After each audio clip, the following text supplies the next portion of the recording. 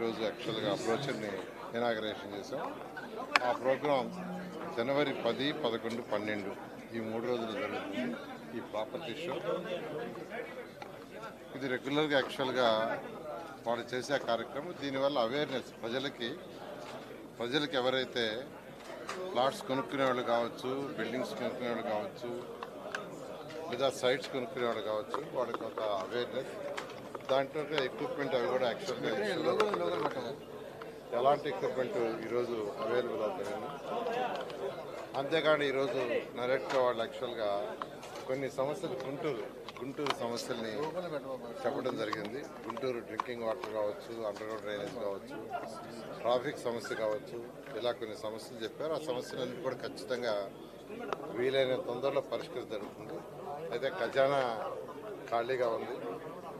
గత ప్రభుత్వం ఖజానా ఆల్మోస్ట్ ఖాళీ చేసేసి నెగటివ్లో దాదాపు 10 లక్షల కోట్లని అప్పులు చేసి పోవటం వల్ల ఈరోజు మా ముఖ్యమంత్రి గారు నారా చంద్రబాబు నాయుడు గారు వారికి ఉన్న అపార అనుభవంతో ఈరోజు దాన్ని మెల్లగా ముందుకు తీసుకుపోతున్నారు. త్వరలో ఈ రాష్ట్రం ముందుకు పోతుందని అందరూ ఆశిస్తాం. అదేవిధంగా ఈ టౌన్ ప్లానింగ్ తీసుకుంటే గత 5 సంవత్సరాల్లో పూర్తిగా నాశనం అయిపోయింది. అసలు ఏమీ లేదు.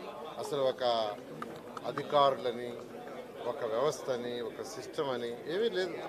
కంప్లీట్గా నాశనం అయిపోయింది. అందుకనే ఎప్పుడు లేని విధంగా టీడీఆర్ బాండ్లలో కూడా 100 కోట్ల యాక్చువల్గా అవినీతి జరిగింది. అందుకనే రాగానే యాక్చువల్గా దాదాపు 20 రాష్ట్రాలకి టౌన్ ప్లానింగ్ అధికారులు పంపించి అక్కడంతా స్టడీ చేసి ఆ రూల్స్ రెగ్యులేషన్స్ అన్నిటినీ మళ్ళీ వీళ్ళందరితో మాట్లాడాము. ఆర్గనైజేషన్తో నరేట్గా ఆర్గనైజేషన్ ఆ విధంగా అందరితో మాట్లాడాము. వాటిని ఆల్మోస్ట్ డ్రాఫ్ట్ కాపీ అయిపోయింది. రాబోయే క్యాబినెట్లో పెట్టి తర్వాత అసెంబ్లీలో పెట్టి ఆ యొక్క రూల్స్ అండ్ రెగ్యులేషన్స్ రిలీజ్ చేస్తాం. దానివల్ల టౌన్ ప్లానింగ్ ఆర్ లేఅవుట్స్లో చాలా సులభతరం చేస్తున్నాం. అయితే ప్రజలందరికీ ఒకటే చెప్పేది, రూల్స్ రెగ్యులేషన్స్ని చాలా సులభతరం చేస్తున్నాం. బట్ దాన్ని అందరూ స్ట్రిక్ట్గా ఉండాలని నేను అందరినీ కోరుకుంటున్నాను. ఈ యొక్క కార్యక్రమానికి నన్ను ఈరోజు ఆహ్వానించిన వీళ్ళందరినీ ప్రత్యేకంగా ధన్యవాదాలు. గుంటూరు జిల్లాలో అమరావతి రాజధాని ఉంది, కానీ వేగంగా విజయవాడ అభివృద్ధి చెందుతుందనేది ఇప్పుడు మన ప్రజాప్రతినిధులు కావచ్చు, వీళ్ళందరూ కూడా కొంత ఆవేదన చెందుతున్నారు. ఎప్పటికీ మీకు గుంటూరు డెవలప్మెంట్ మీద ప్లాన్? ముఖ్యమంత్రి గారు చాలా క్లియర్గా చెప్పారండి. విజయవాడ, గుంటూరు, మంగళగిరి, అమరావతి ఇవన్నీ కలిపి ఒక మెగా సిటీగా దాదాపు 1 కోటి పాపులేషన్ ఎదుటిగా ఒక మాస్టర్ ప్లాన్ చేయమని అమరావతి రాజధాని 2014-19లోనే చాలా క్లియర్గా చెప్పడం జరిగింది.